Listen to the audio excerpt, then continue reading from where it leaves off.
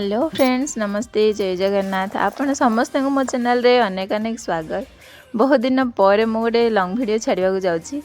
आपण मैंने देखंतु, चैनल टी को सब्सक्राइब करंतु, आउ वीडियो टी को सांग साथी शेयर करंतु। जो माने जगह जानी नाहंती से माने जाई निश्चय बुली आसंतु। बहुत सुंदर दृश्य। बोरीगुमाठू प्राय 35 किलोमीटर हम मुरान डैम जो रास्तार अच्छी से मुरान डैम रास्तार गले यही जगहटी पाइबे। रास्ता जाक पूरा ग्रीनरी, पहाड़ पर्वत, अंका बंका रास्ता, घाटी रास्ता, सरू रास्ता सबू पार होगी आम आसिक पहुँची चंपापदर इको पर्यटन और जल क्रीड़ा दंडाबाड़ अंचल। दंडाबाड़ अंचलटी अच्छे से मुरान डैम जलप्रपात। मुरान डैम जल जो स्टोर हो रुए से जगह बनी इको पर्यटन स्थली। पूरा पार्क रे भरपूर गछलता, बण जंगल, माने बनभोजी करने भी जगहटी बहुत सुंदर अच्छी। और ये खरा दिने भी भल लगे कहीं पानी अच्छी, पानी सहित जंगल भी अच्छी। आउ खेलवाई छाई जगार सबू खेल पिला खेलवाई विभिन्न व्यवस्था भी अच्छी। विभिन्न व्यू पॉइंट अच्छी, फोटो उठेबा विभिन्न जगह अच्छी। बहुत सुंदर सुंदर दृश्य अच्छी। आपण मैंने निश्चय जातु। जगहटी पूरा छोट बड़ पर्वत रे घेरा, सुंदर प्राकृतिक सौंदर्य भरपूर। पूरा पिला हंतु कि बुढ़ा हंतु माने समस्त जगहटी बहुत भल लगे। आम मैंने आसी पहुँचला बेलू पूरा उपरवाला टाइम ही जाइथिला। आपण मैंने गले पूरा दिनटी समय काढ़ी जातु, भल भाव बुलाबुली करेंगे। समस्त को शोष लगुच, ये समस्त आसु आसु पानी पी दौरान। तापर समस्ते फोटो उठेबारे व्यस्त। परी, मामुनी, कुहू समस्ते फोटो जे जार उठिकी फोटो उठाउछंदी। पानी रे पूरा भरपूर, पहाड़ को पूरा पानी घेरिकी रही। डैम रो पानी जो रोचे से पछाड़ अंचल यहाँ बनी। डैम टाइप पाखे कौटी अच्छी, किंतु डैम आम देखिनु। आपण मैंने आसिले पार्क सहित डैम भी देखिए। आम खाली यही पार्क बुलाबुली कलु, ठंडा फंडा पीलु। एति भितर बोटिंग करने को भी इच्छा समस्त, किंतु समस्ते प्रथम फोटो फोटो उठे दौर संध्या हो भाविकी। बोट भी छाड़ी नाला से आम सब बुलाबुली करके प्रथम देखुचु। बाबुनु परी भी बुलूँ, समस्ते देखा देखी कर। ये गोटे छोटे इंजिन भाया था, से बसी परी खेलुची। ता सहित गोटे कार भी थिला।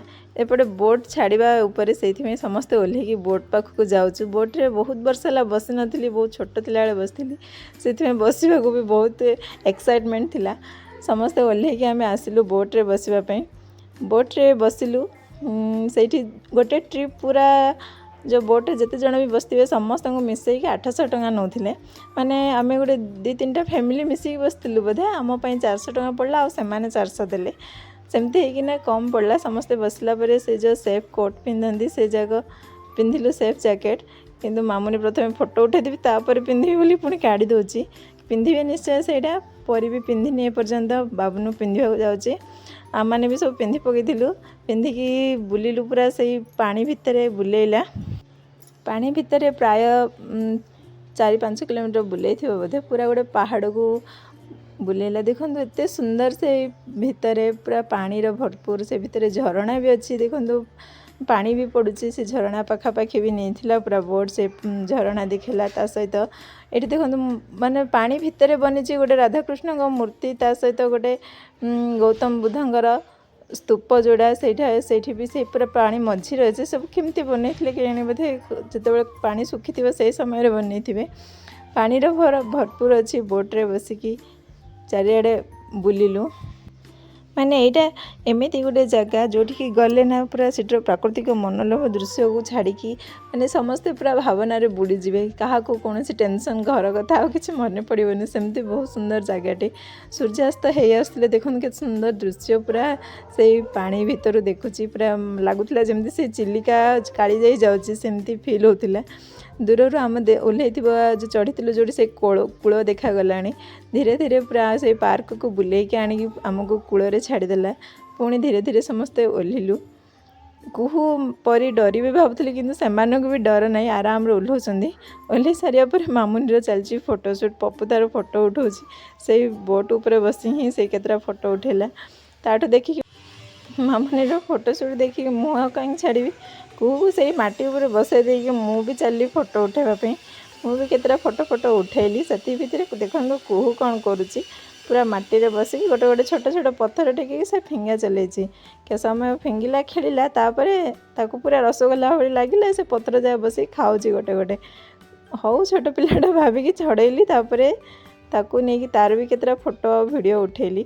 ବାପା ସେ କୌଣସି ଜାଗାରେ ଆସୁନି କି ଫଟୋ ଉଠାଉନି, ସେ ତାର ମଜାମସ୍ତିରେ ବୁଲୁଛି।